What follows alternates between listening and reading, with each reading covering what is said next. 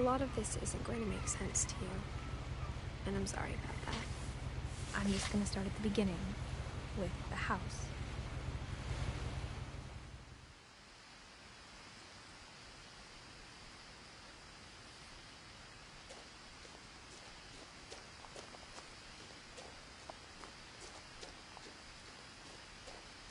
I lived here until I was 11, but I wasn't allowed inside half the rooms.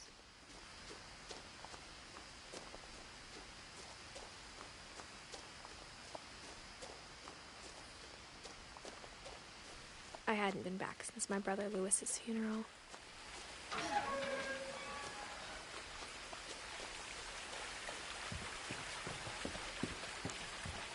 In her will, my mother left me a key, but didn't tell me what it unlocked. Maybe she thought I'd know. Or she thought that the mystery would be enough to bring me back.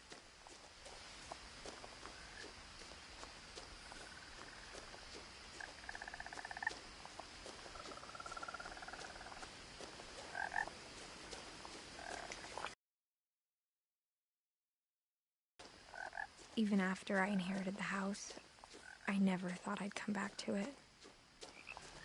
But now I had questions about my family that only the house knew the answers to. The woods around the house have always been uncomfortably silent. As if they're about to say something, but never do.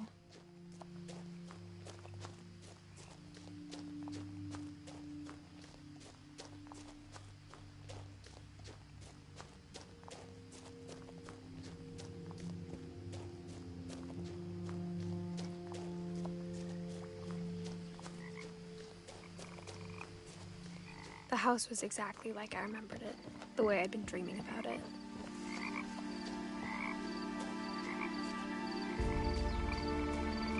As a child, the house made me uncomfortable in a way I couldn't put into words.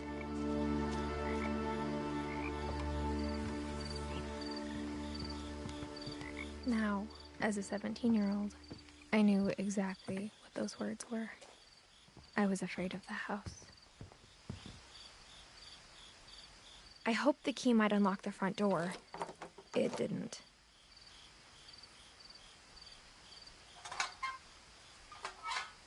Looking in, I felt like the house itself had been waiting for me.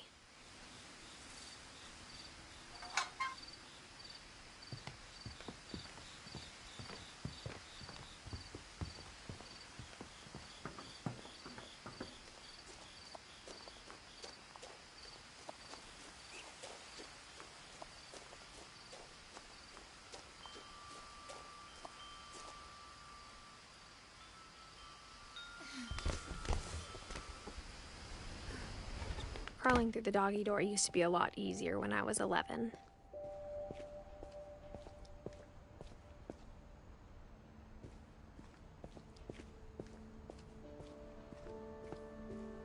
For the first time in years, I felt like I was home.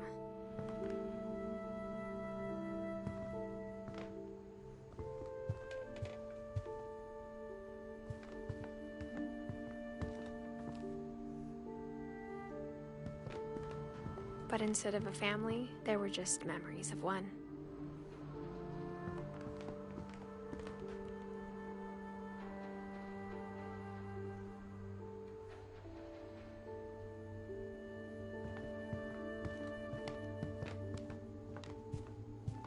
The table was still a wreck from the night we left. It was like a bomb had gone off, killing everyone but sparing the furniture.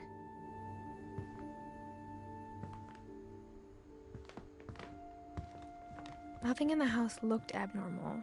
There was just too much of it, like a smile with too many teeth.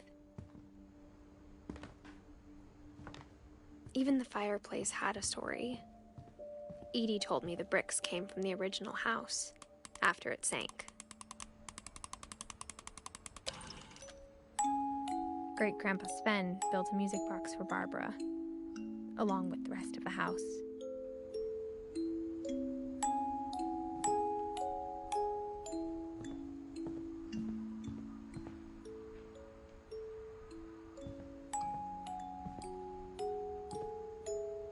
After Milton disappeared, Mom sealed up all the bedrooms.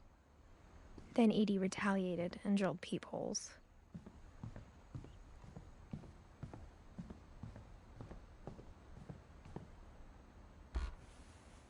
As a kid, I just assumed every house had peepholes and sealed rooms you weren't allowed inside of.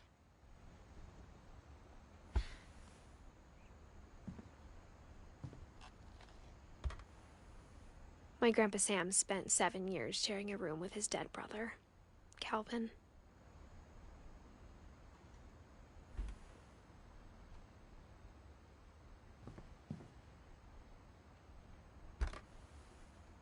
The last time I was in Edith Sr.'s room, I was 10 and she was painting my portrait.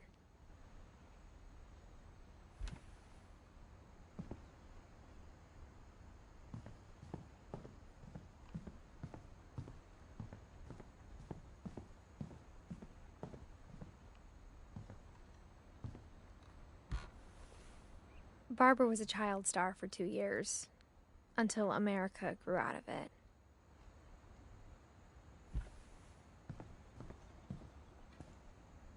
Edie's father, Odin, built the original house.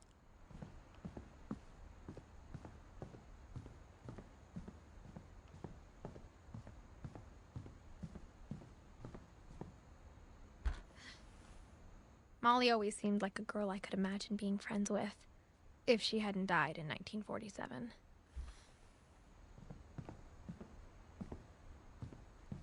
I spent a lot of time playing in Great Uncle Walter's room. Lewis told me there were secret passages, but I never believed him.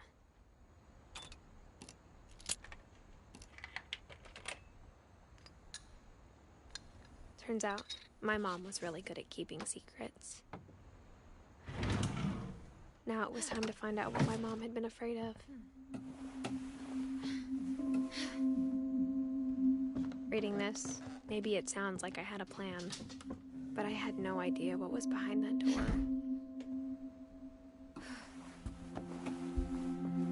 Just like I had no idea where all this was gonna lead. I got the sense Edie had spent a lot of time here. December 13th, 1947. Dear Diary, I'll be gone soon, but I wanted to tell somebody about what's gonna happen. It started when Mom sent me to bed without dinner. I woke up and I was starving, so I looked around for something to eat.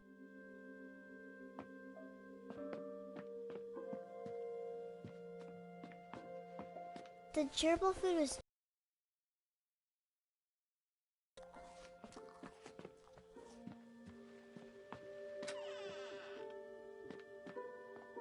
I kept eating and eating.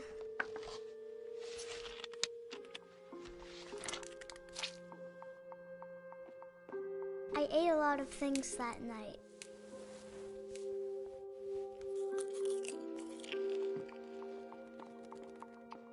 Then I heard chirping outside my window. It was a barn swallow going back to her nest. I reached out for her. And suddenly, I was a cat. I tried to be quiet, but the bird was really scared.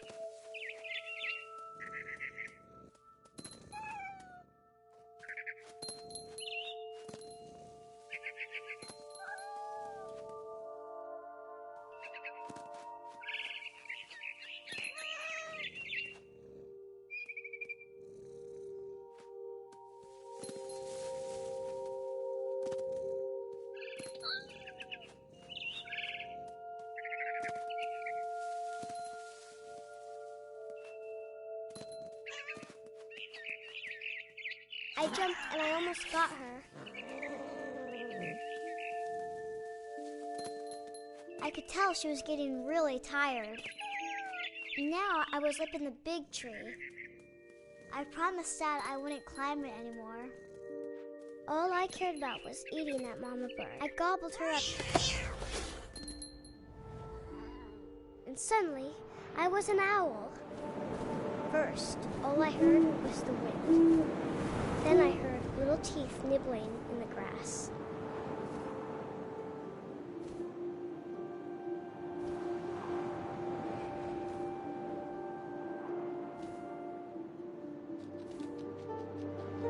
Rabbits.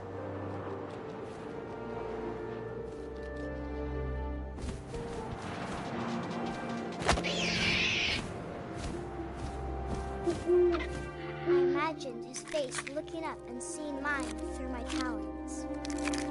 I swallowed him up, and I didn't chew one bit. Then I flew off to find something bigger.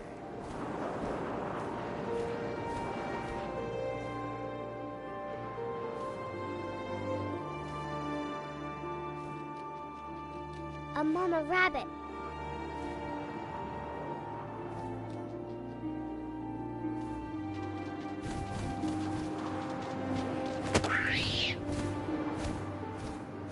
She was almost too big to carry. I started choking, but I couldn't stop eating. And suddenly, I was a shark.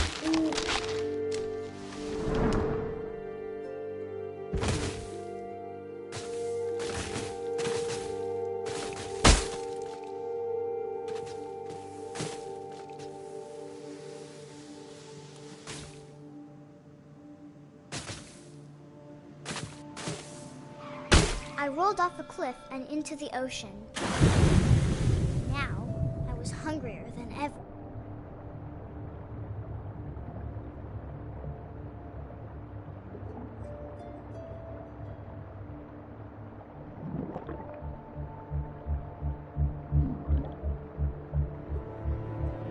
I wanted fat, juicy seals. I tore off her flipper, and it tasted really good.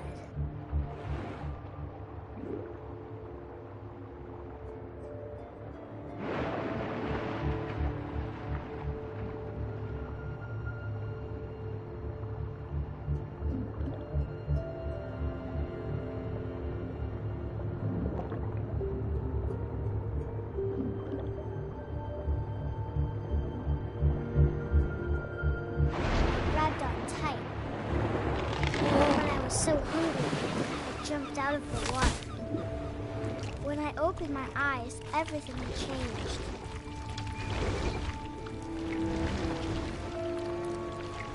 Now I was a monster, and I smelled people everywhere.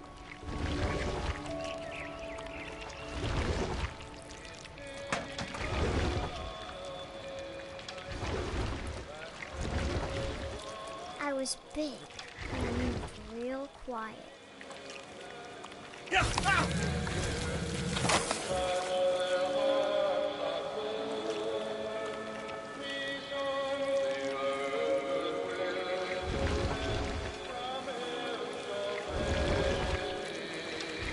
I wanted to stop, but also I didn't.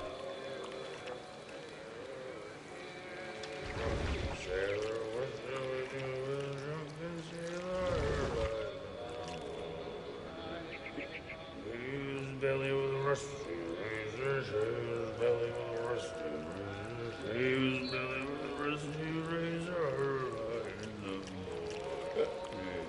what shall we do with a drunken sailor? What shall we do with a drunken sailor? What shall we do with a drunken sailor? Put him in the captain's daughter, put him in bed with the captain's daughter, put him in bed with the what shall we do with a drunken sailor? What shall we do with a drunken sailor? What shall we do with a drunken sailor?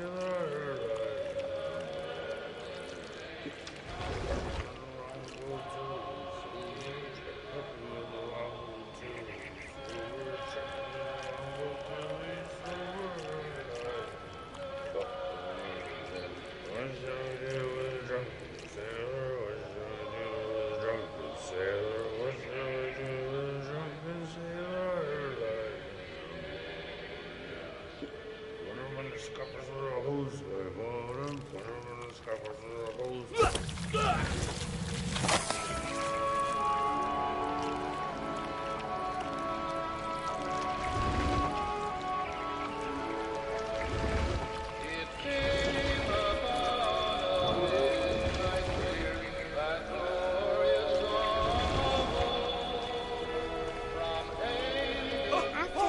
Passenger, I was still hungry. And across the water, I smelled something new. Something I had to have, so I swam towards it. I slithered onto the sand, and the good smell went into an old pipe.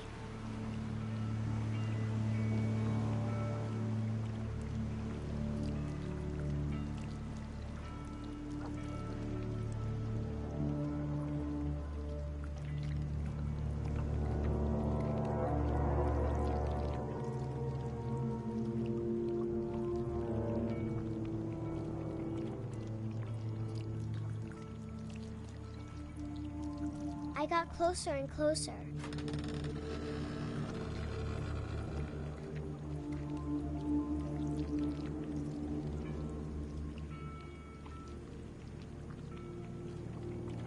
All of my stomach started growling.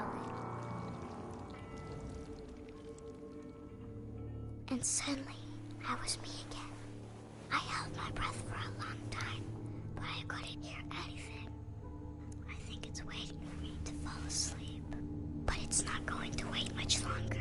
It needs to feed, and we both know I will be delicious.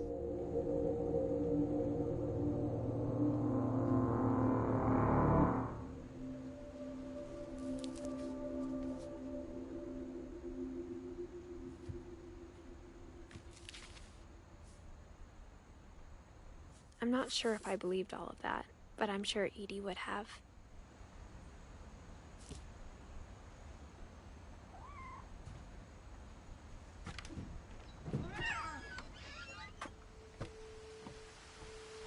This will be obvious later, but my mom never told me any of these stories. Edie would have, but Mom didn't like bringing up the past.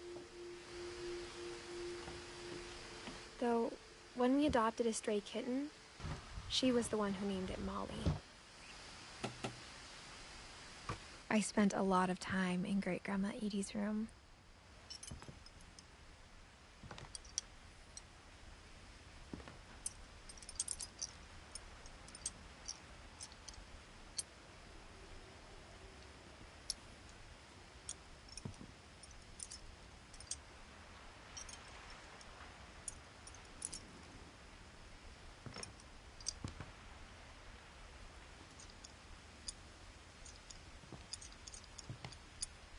Louis died a week before we left, but Edie had already started to memorialize him.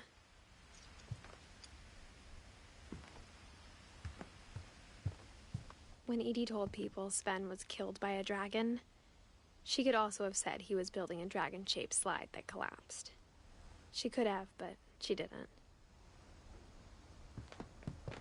Even in her 90s, sometimes Edie seemed a lot younger than my mother.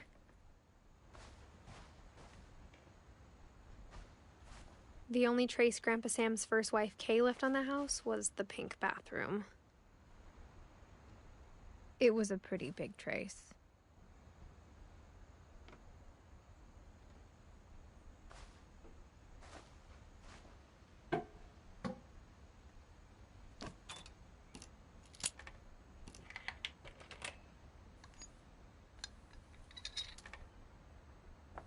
There's a secret in this bathroom. It's in the last place you would look. It isn't in the cupboard. It's hidden in this book.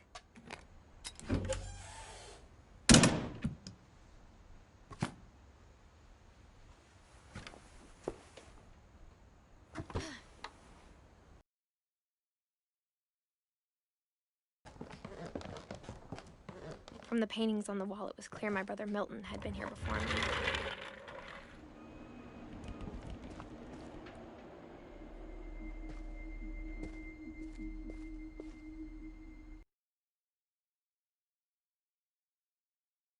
We never talked about him. I guess my grandpa didn't like history any more than my mom did.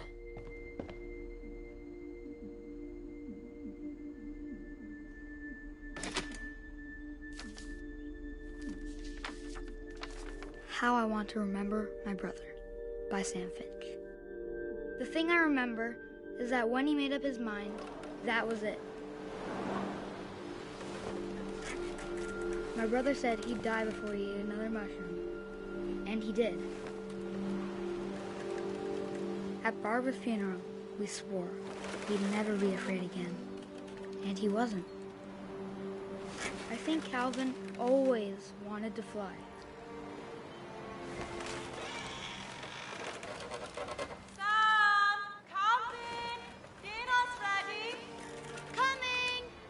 But that day, he finally made up his mind to do it. I told him going around was impossible. Maybe if I hadn't said that.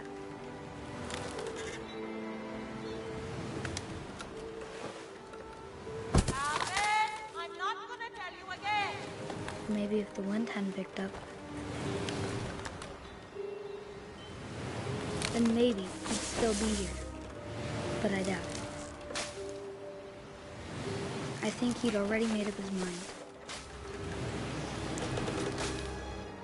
That's what I want to remember about my brother.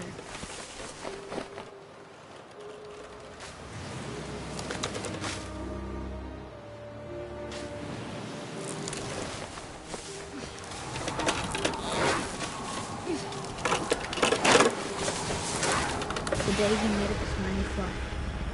And he did.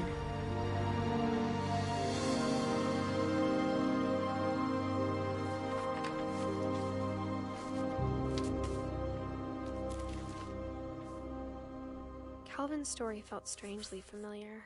When I was younger, I remember trying to do the exact same thing. After the funeral, Edie roped off Calvin's half of the room.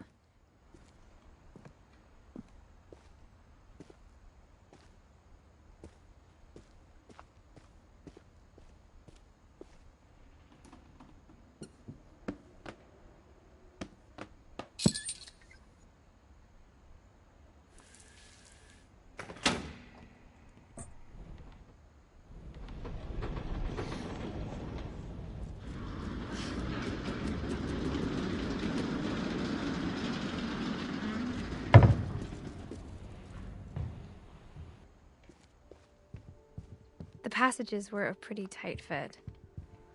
They'd obviously been built for smaller hands and bellies.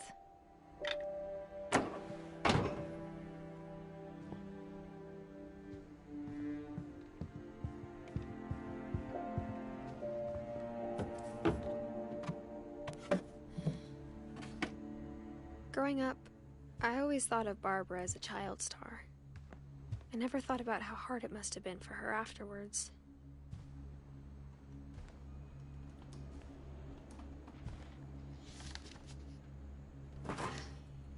Of all the stories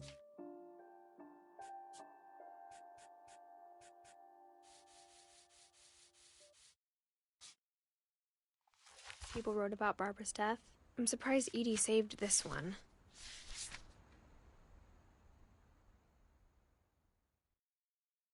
Old Jack here with another ghastly tale inspired by America's most unfortunate family.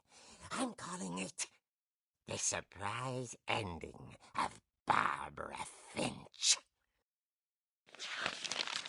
As a child star, Barbara was famous for her scream. Now at 16, she was all washed up. A has-been.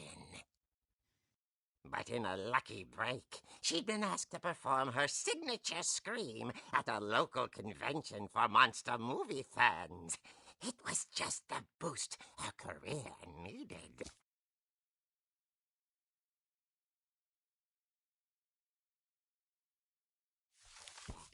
Unfortunately, her scream hadn't aged well. Getting better. I think you just need the right motivation.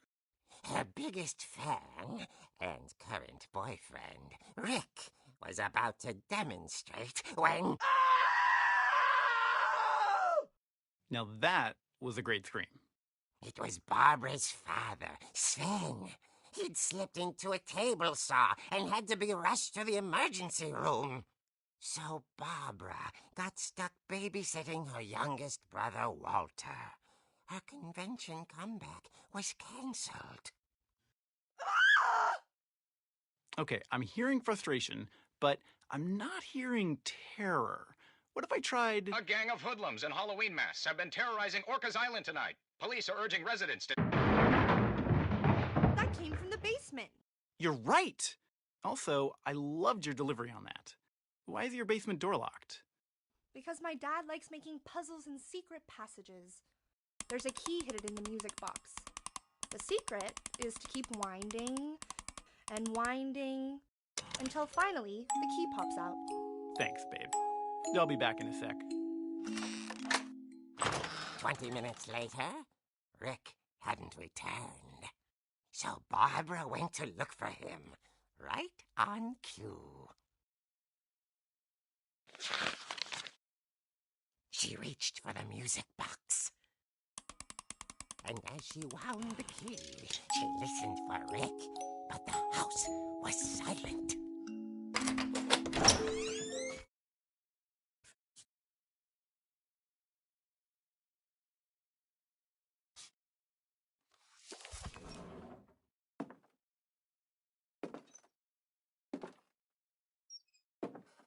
She found Rick's crutch and imagined the worst.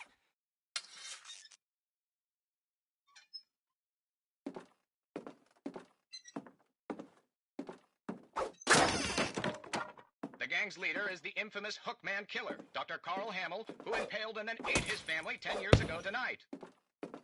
The old fridge rattled and grew still.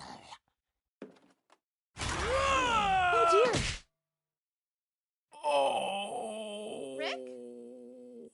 Barb, relax. I was just trying to scare you to help you find your scream. Well, I'm not scared, Rick.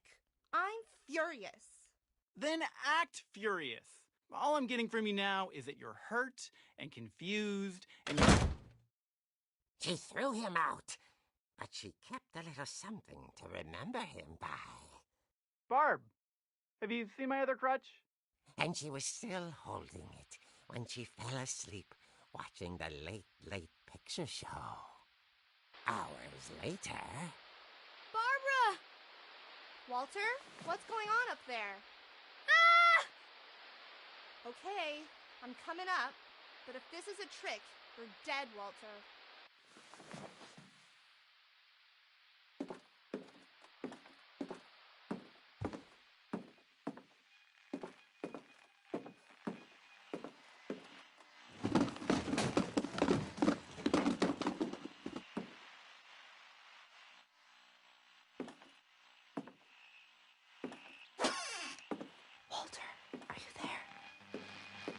Walter had vanished, but his bedside radio was still on. Orcas Island police describe the man as 6 feet tall, with a steel hook for a hand. Residents are urged to lock all doors and windows and notify the police of any suspicious activity. Barbara turned, saw the hook man, and was speechless. He was quite smashing.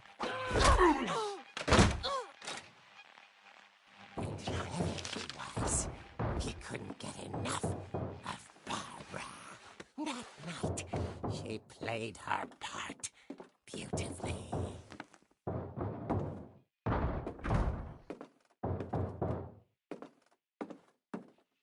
Molly's door hadn't been opened in years. The hinges groaned.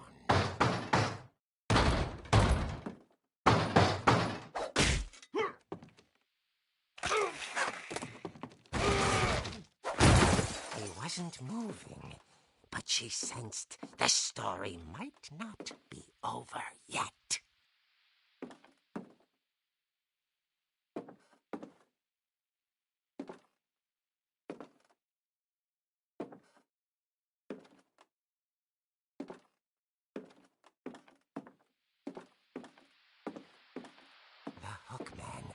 vanished. She listened for his breathing, but all she heard was...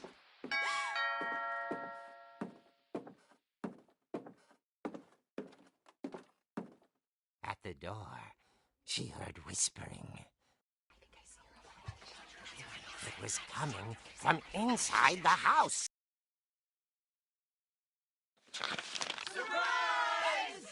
Bravo, Barbara! You were wonderful! Dream come true.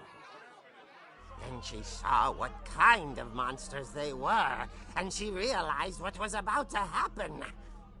She was going to be famous. And with her final breath, Barbara Finch gave the performance of her life.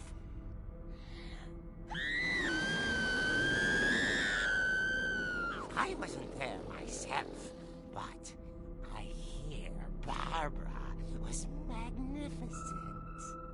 Poor girl. She had a taste for stardom. But unfortunately, so did her fans. Of course, the police blamed it all on poor Rick, who disappeared the same night. And little Walter?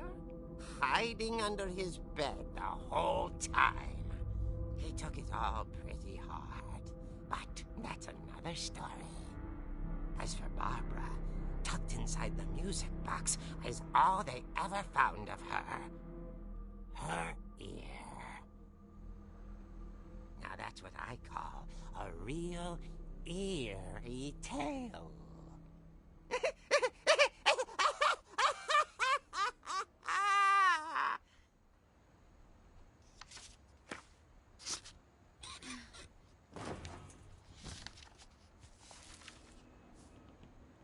Edie told me all Barbara wanted was to be remembered, as absurd as that comic was.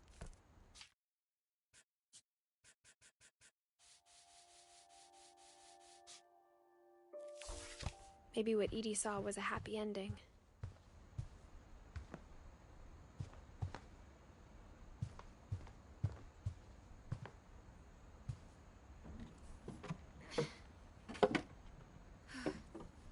I guess now I know why Mom didn't like me playing with the music box.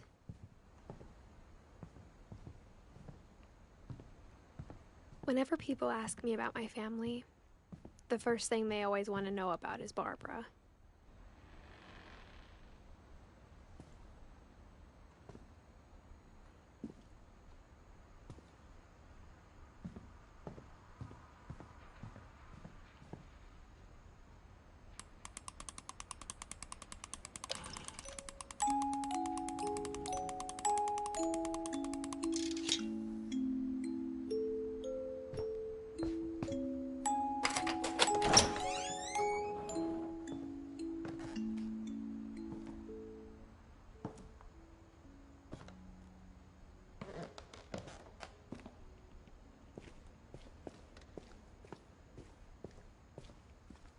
Mom said the basement was off limits, unless I wanted another tetanus shot.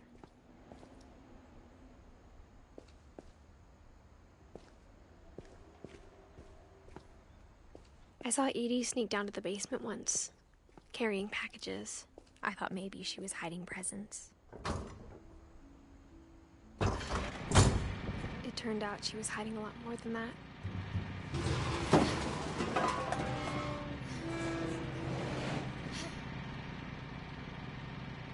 I remember asking Mom once about where Walter had gone. She said after Barbara died, he got as far away as he could. If there's a pattern in all these stories, I think it's that none of us has gotten very far.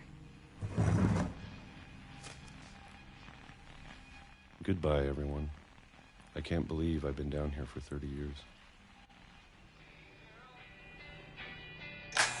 On that first day, after the shaking started, I didn't think I'd survive a week.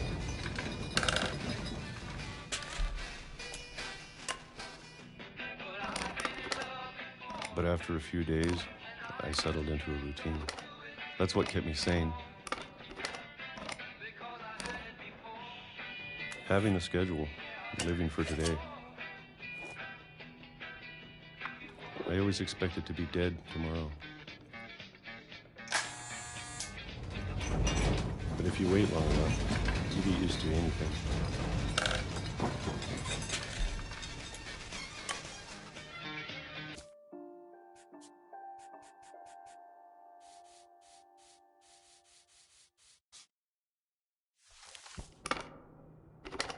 Even a monster on the other side of the door starts to feel normal.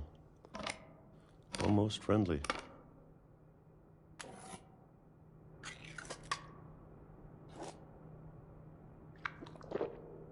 And then one day, everything just stopped. Whatever that thing was, it was gone. Maybe it got tired of waiting. Or maybe I just got tired of being afraid.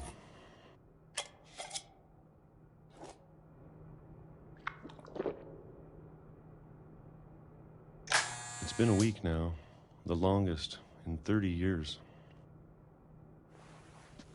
I'm done waiting. I have to leave while I still can.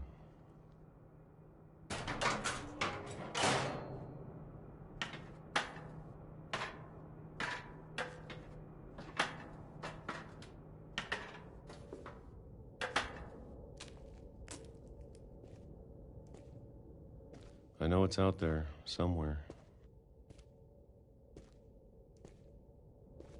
Whatever killed Barbara and Molly and Calvin. Maybe this is all a mistake. But I need to stop living the same day, even if it kills me.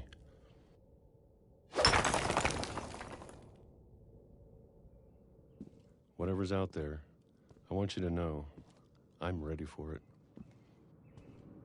I'm going to appreciate all of it, especially the food. I don't mind if I only have a year left, or a month, or a single week. I'd be happy with one new day. I can already imagine the sun on my face.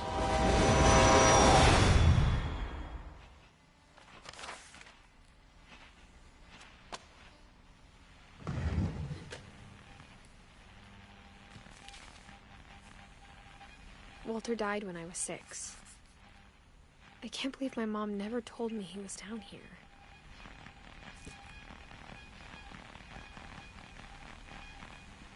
I'm sure my mom was trying to protect me.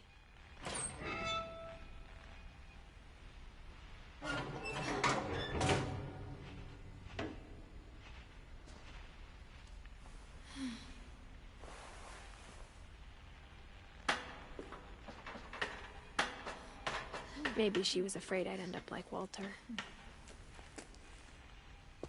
But if she never told me about an uncle under the house,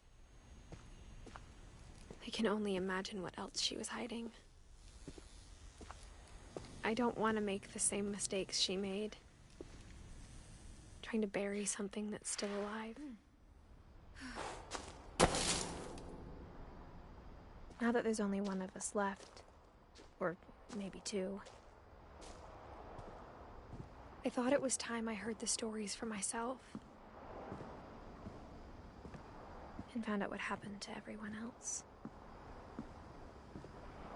But now I'm worried the stories themselves might be the problem. Maybe we believed so much in a family curse, we made it real.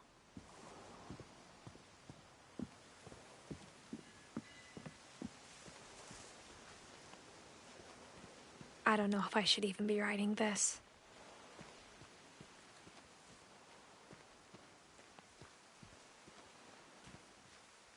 Maybe it'd be better if all this just died with me.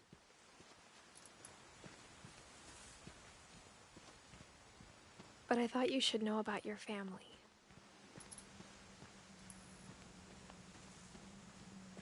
And the history you're a part of.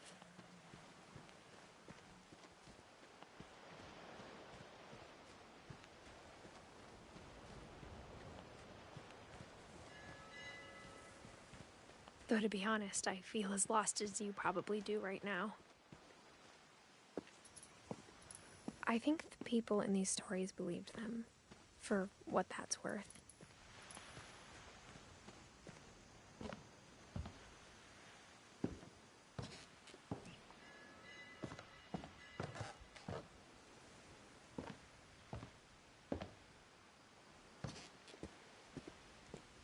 And when you look at the house, that history of imagination and stubbornness and madness, any of it seems possible.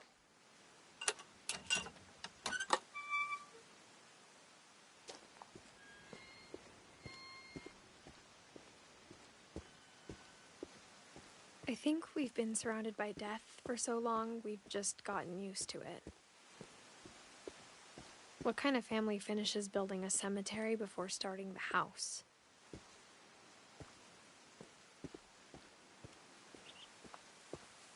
It's embarrassing for me to admit this, but the pet cemetery made me more uncomfortable than the human one. 3 of the gerbils are mine, and 2 had been my fault.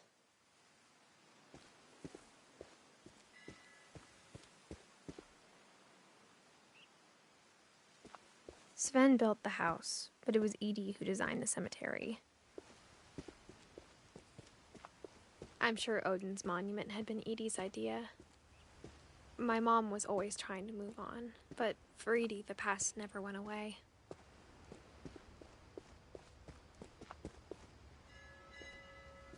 She could see it poking out of the water at low tide.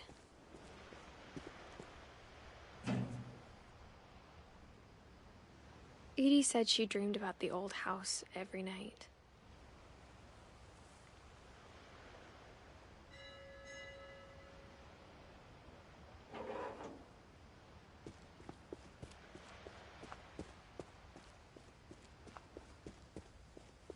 Edie's side was always easier for me to understand. But the older I get, the more I can see where my mom was coming from. Her dad had been pretty strict, but it wasn't enough to save her brothers. She was just trying to do better. She lost 2 of her brothers, just like I did. I get why she tried so hard to protect us.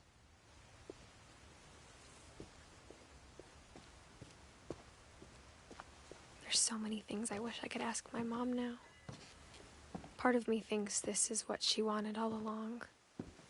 For me to come back someday and find everything out for myself.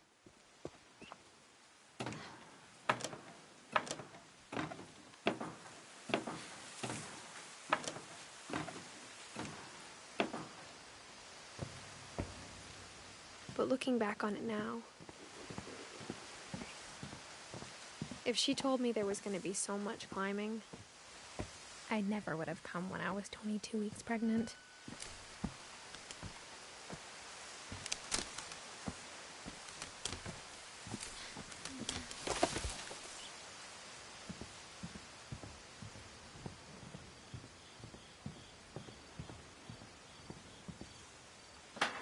I never met Grandpa Sam, but I think he and my mom had a lot in common.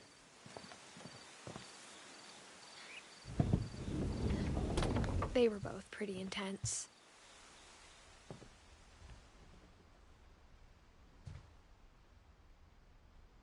Sam spent his life shooting photos, but Mom said he got nervous being in front of the camera. I guess we're all afraid of something.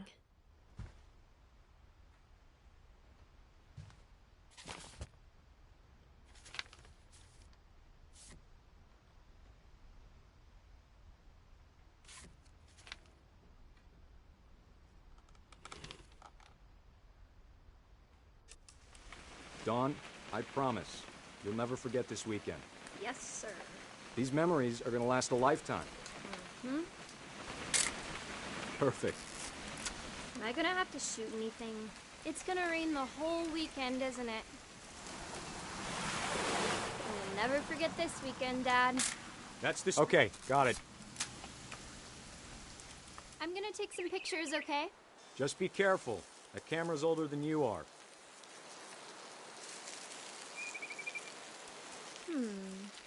Definitely should not have drunk all that. Hey!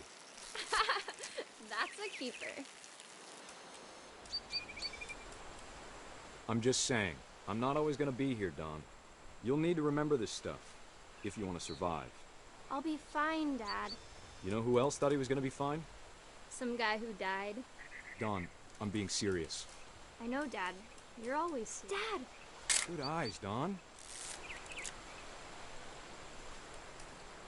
Before you take the shot, let me get a picture of you.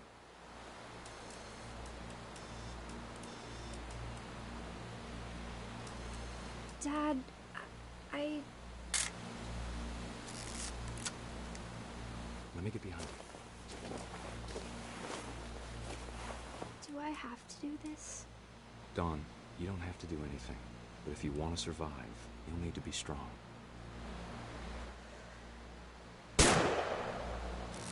Great shot, Don!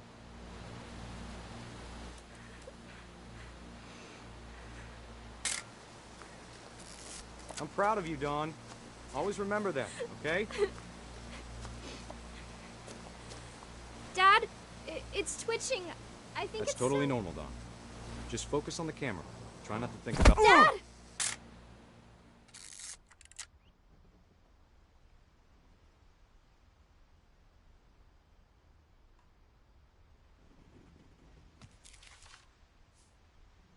Of all these stories, that's the one I wish most that my mom had told me.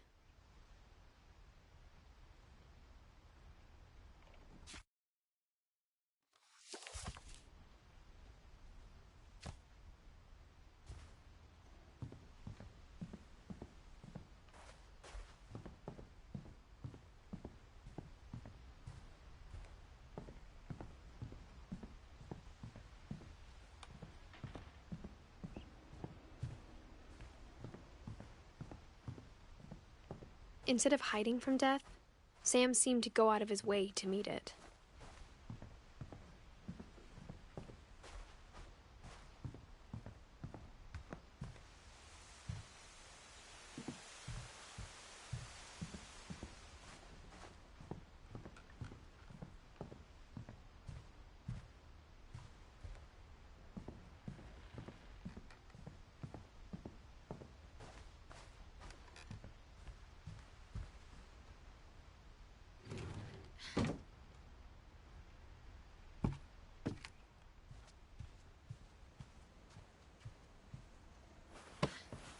After Sam died, my mom and Edie got really close. They'd both lost a lot.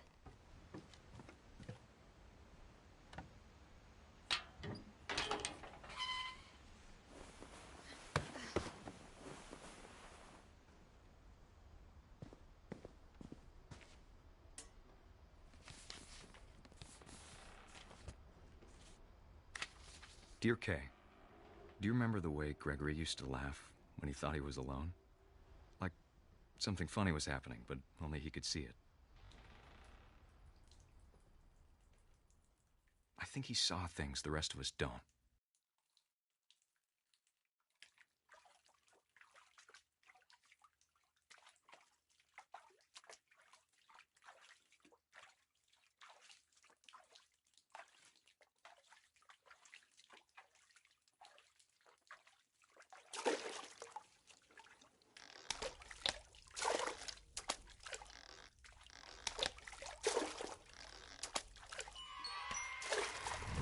Bend over, Gregory. It's time to...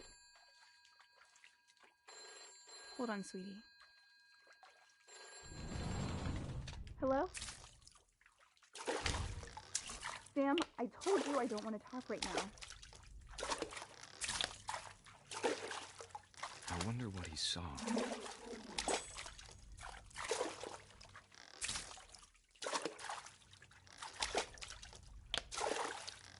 What his world was like.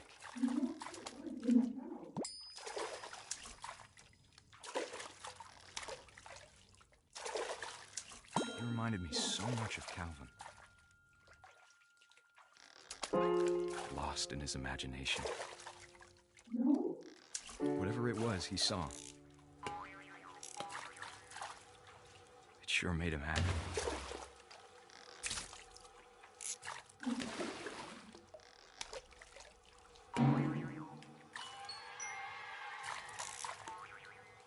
how silly it sounds.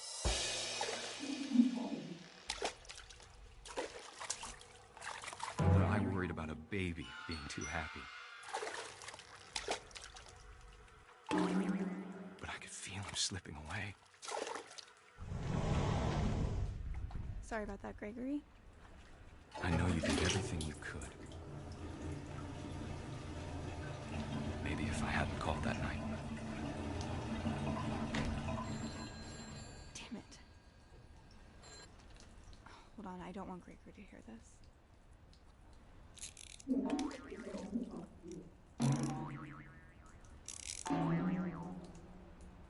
I wish he could have told us about the world he saw.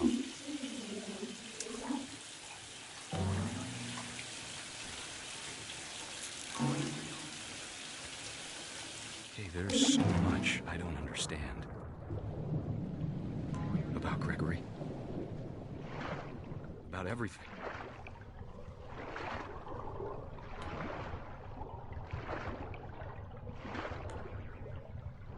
But I know what happened wasn't your fault.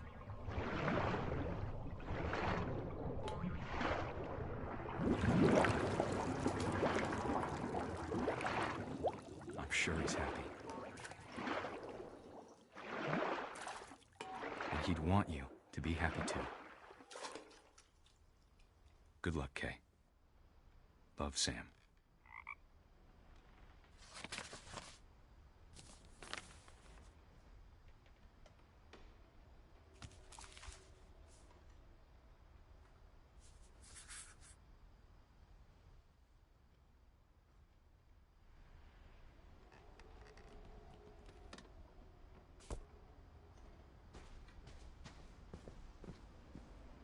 I can't imagine my mom ever writing poetry, and yet... A poem for Gus, who always said the wedding was a bad idea.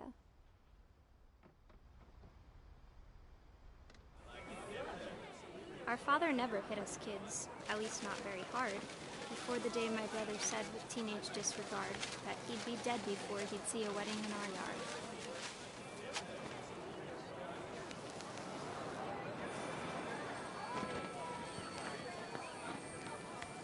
My father made him come, of course, but Gus stood far apart, just flew his kite and bottled up the storm inside his heart.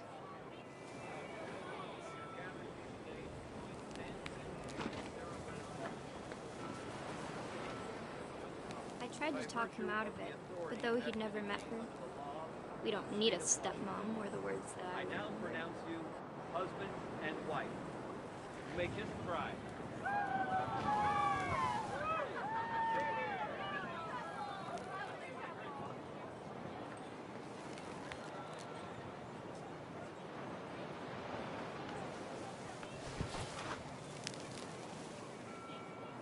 When the time for photos came, Dad ordered him to come here. But Gus declined, and as a sign held up his middle finger.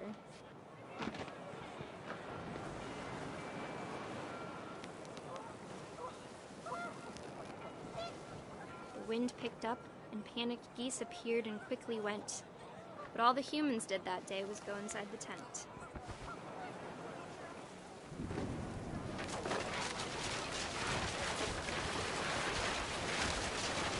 The rain came down in buckets then, but no one seemed afraid that nature might destroy the tent our dad had crudely made. The thunder sounded much too close and full of angry power. But all my father said to this was, "Make the music louder."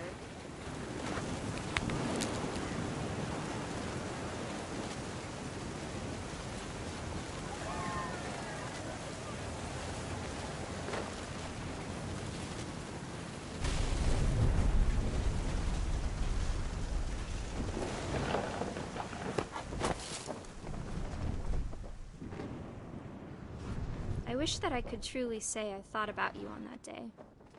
Out there on the beach alone, just you, the wind, the sea and foam.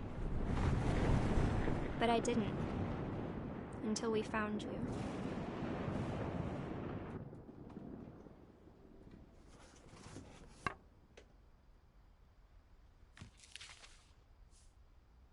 She never talked about him, but Mom told me once if I was a boy, they were going to name me Gus.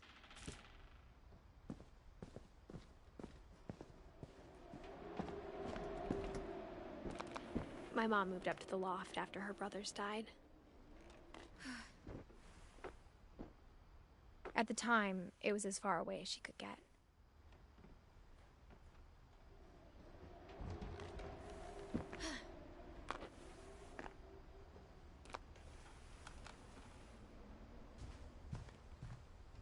She spent a summer building houses in Calcutta, where she met my dad, Sanjay. Religion was another thing my mom never talked about, but I think it helped her a lot after her dad died. My mom moved to India a week after graduation and got a job teaching English. Louis was born a year later. When my dad died, I don't think Mom knew where else to go. I'm sure Edie was happy to have her back. The house had to get a little bigger, but Edie was used to that. And for a while, things were good. Almost normal, but it didn't last. The beginning of the end was Milton's 10th birthday, when Edie gave him a castle. After Milton disappeared, the only thing he left behind was a room full of paintings.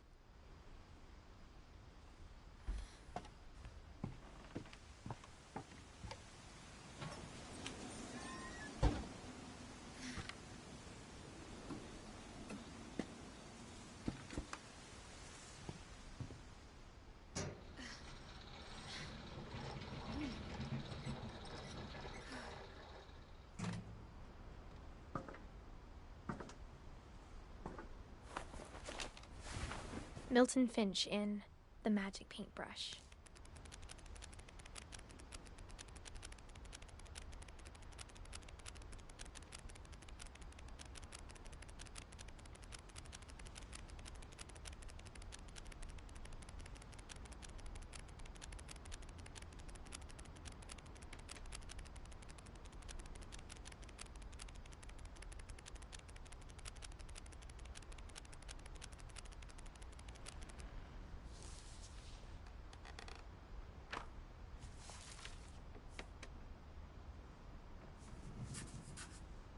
I was 4 when Milton disappeared.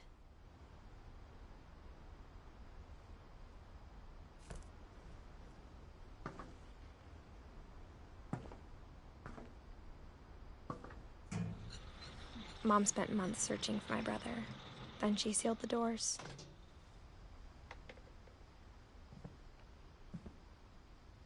Whatever Milton had found in the house, Mom didn't want it getting out.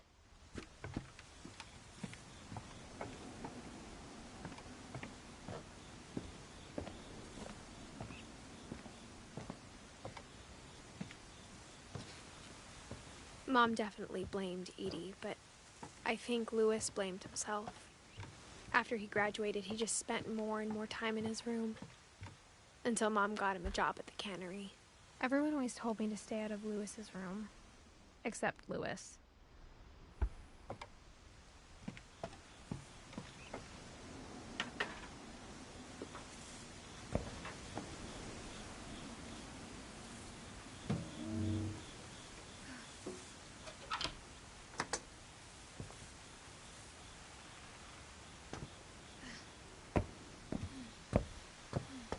Louis's room smelled very, very familiar.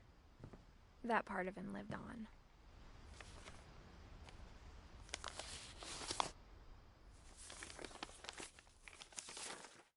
Dear Mrs. Finch, as Louis's psychiatrist, I can understand your desire for an explanation. As I see it, the trouble began in January, shortly after we convinced your son to seek treatment for substance abuse. Newly sober, I believe Louis first noticed the monotony of his daily life.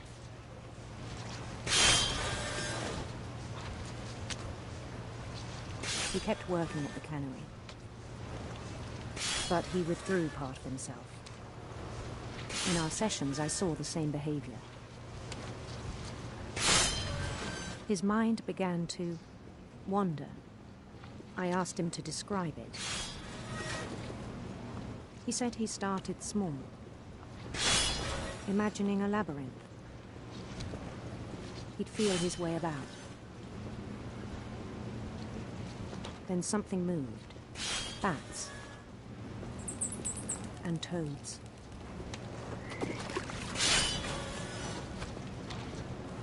And things that have not names. He knew it was all in his head. But he took it very seriously. I had hoped he'd find himself.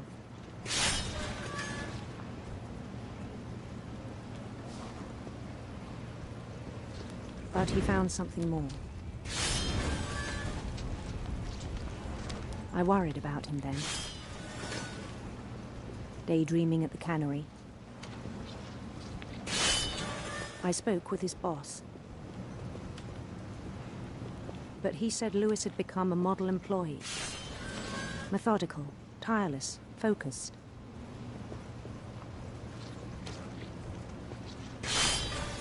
Like a whole new Lewis. So I let him go on.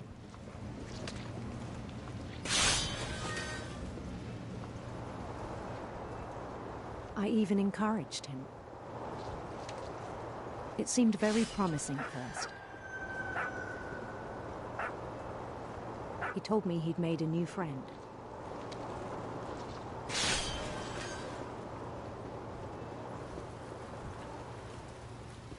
On the edge of a city he named Lewis Tokyo. He built the city up slowly, brick by brick. Then he made musicians.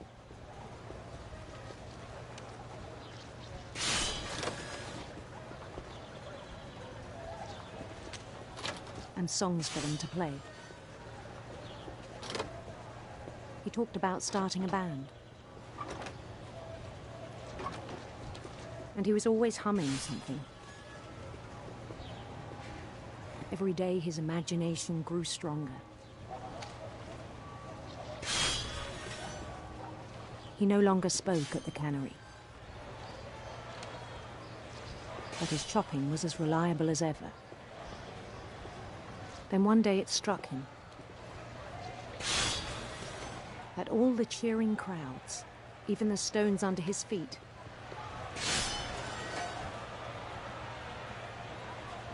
were all in his imagination, so he could do whatever he wished.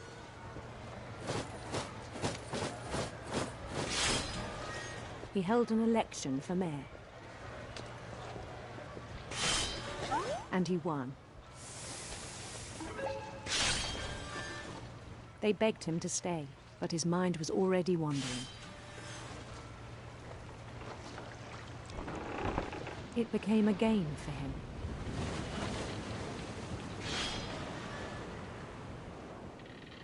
He'd conquer a city, then immediately push on. New Louisville. St. Louis.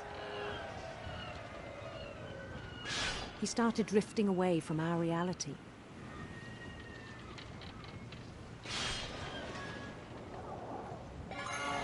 Minneapolis. Until one day he forgot to go home from the cannery. Even as his mother pleaded with him, part of Lewis kept sailing on.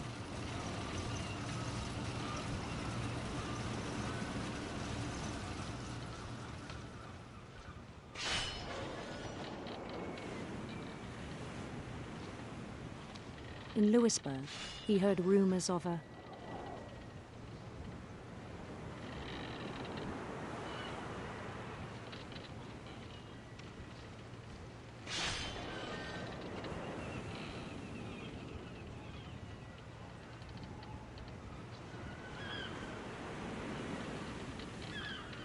handsome queen.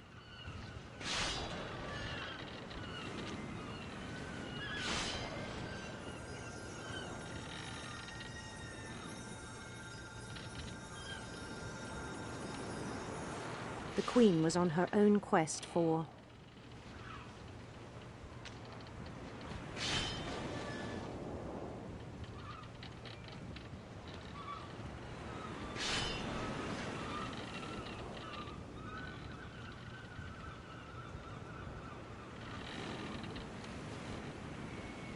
sinister serpents.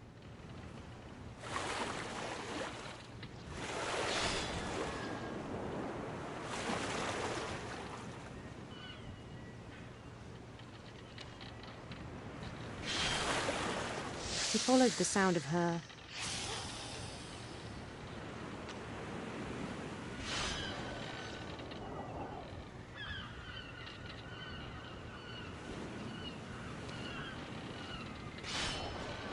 silver harp.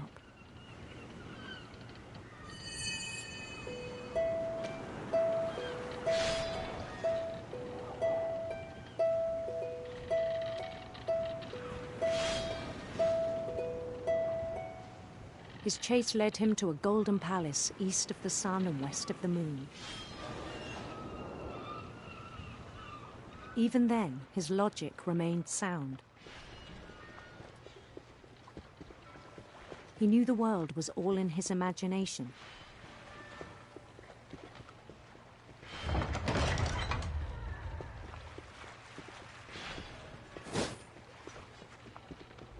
But he was so proud of having created it.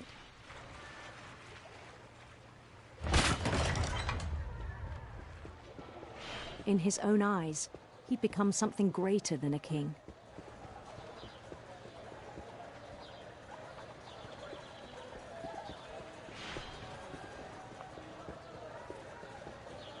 For someone who'd never known success in the real world, I think it was overwhelming.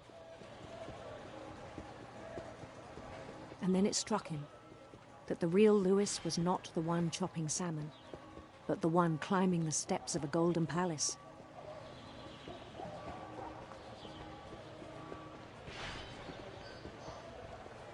My imagination is as real as my body, he told me. It was hard to argue with him.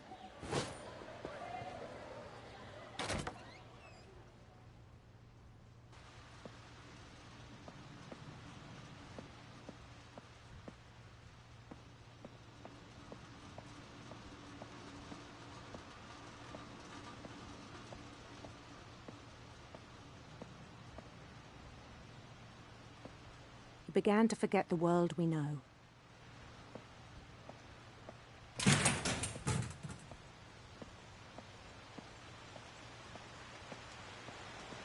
I think it pained him to remember Lewis, the cannery worker.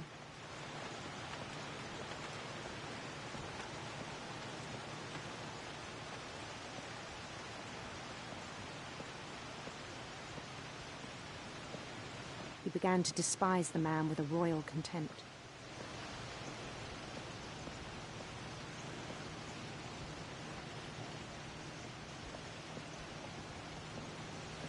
I still thought I could save him.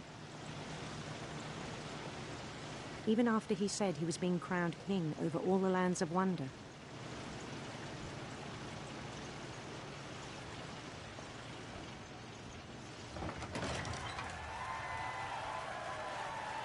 The palace would be packed with his companions.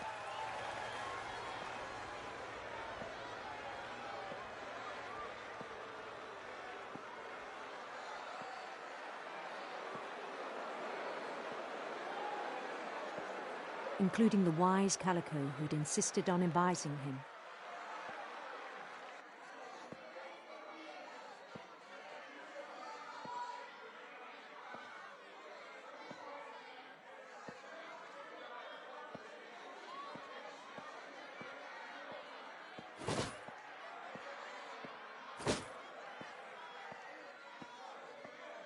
His queen waited, holding his crown.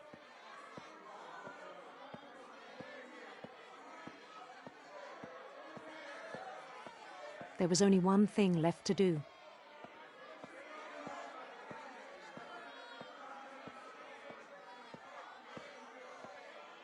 Bend down his head.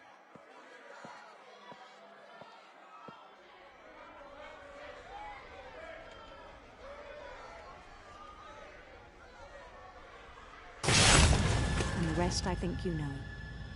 Mrs. Finch, your son was a kind man who will be missed by all of us who knew him.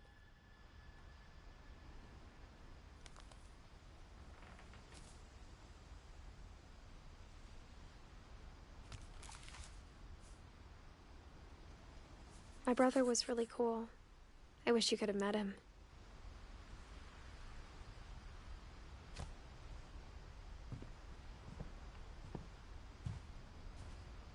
He was so proud of being Indian. I think for him, it was a way to be something other than just a Finch. On the way back from Lewis's funeral, my mom told me to start packing. She waited until the day before we left to tell Edie. I'm not sure if she wanted to make it easier or harder.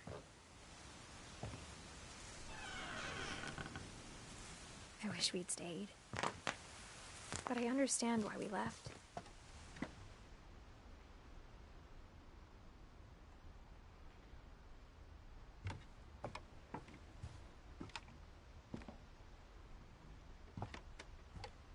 What happened that night had been coming for a long time. Maybe it should have come sooner.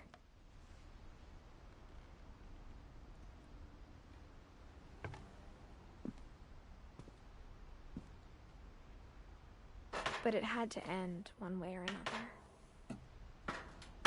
All that's left now is to tell you about that last night.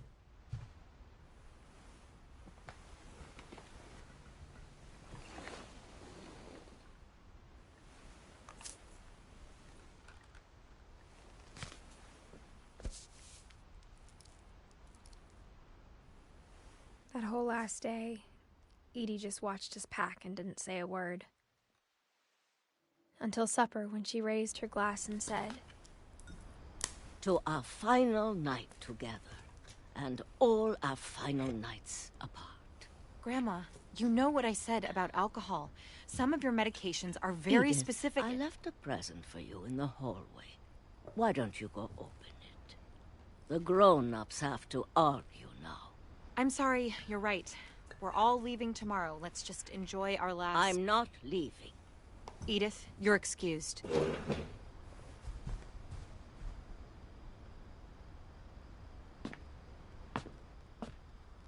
The power had been shut off that morning, but Edie always had plenty of candles. When my mom sailed the library, I don't think she knew about the other entrance. Or that Edie had a key to it.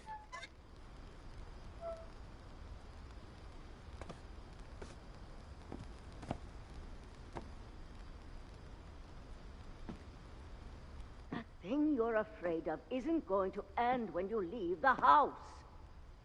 Edith has a right to know these stories. My children are dead because of your stories. I think it's best if Edith and I leave tonight.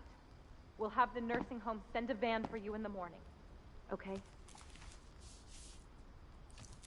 Dear Edith, there's so many stories I wish I could tell you, but there's only time for one. This is about what happened on the night you were born. That night, the tide went way, way out. It was the first and last time I ever saw the old house aground. There'd been an earthquake out in the middle of the ocean. They called it the lowest tide in 1,000 years. God, it smelled awful. You know, I've seen that house every day of my life.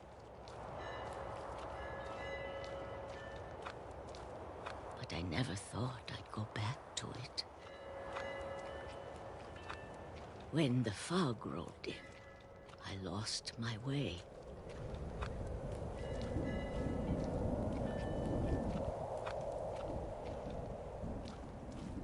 I got turned around.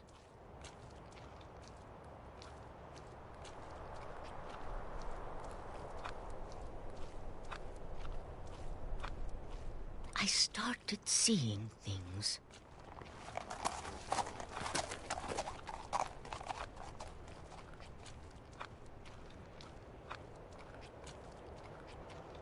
Things I'd forgotten had ever existed.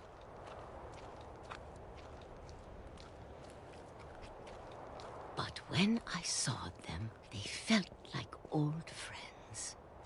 That night, a lot of things came back to me. Or maybe I came back to them.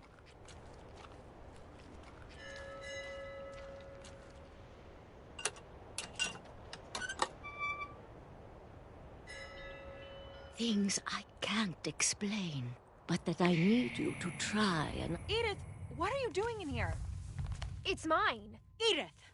Mom, you're gonna rip it! Let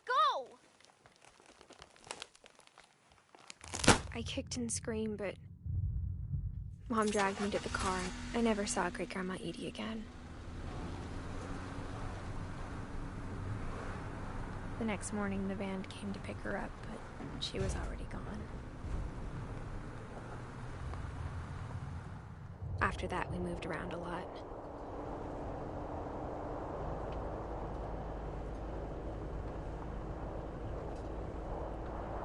We both tried to make the best of it.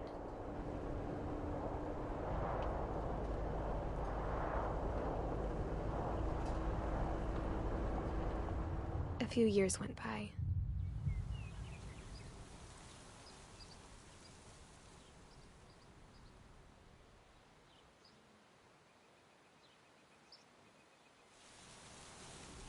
My mom didn't like to talk about it. But she started getting sick a lot. The rest happened pretty quickly. She got better for a while, and then she didn't.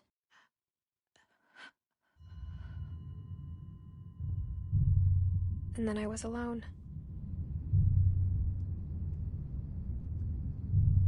The last Finch left alive.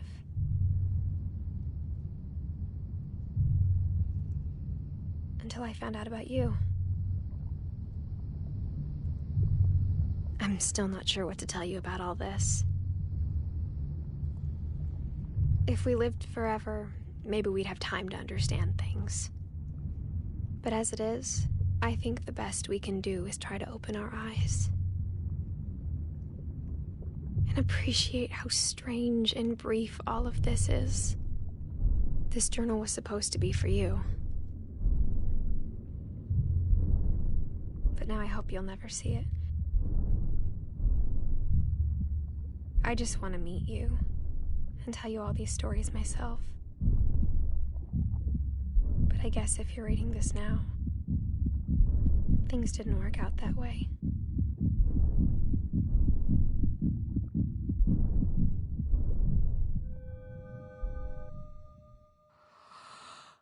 This is where your story begins.